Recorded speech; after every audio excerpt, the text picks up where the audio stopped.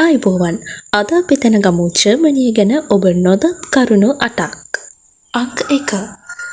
German භාෂාව කතා කරන රටවල් අතරට ස්විට්සර්ලන්තය, ඩෙන්මාර්කය, ඕස්ට්‍රියාව අයිති වෙනවා. අංක 2. ජර්මනියේ අගනගරය වෙන්නේ ලොව විශාලතම අගනගරයට හිමිකම් කියන බර්ලින් නගරය.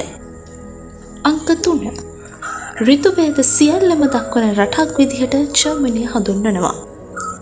අංක 4.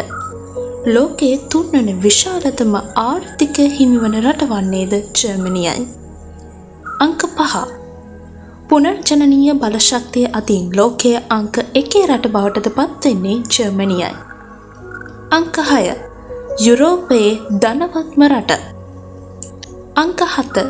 යුරෝපා සංගමයේ සමාජික රටවල් අතරින් වැඩිම ජනග්‍රහණයක් සහිත සමාජිකත්වයේ දරන රට වන්නේ ජර්මනියයි. අංක 8.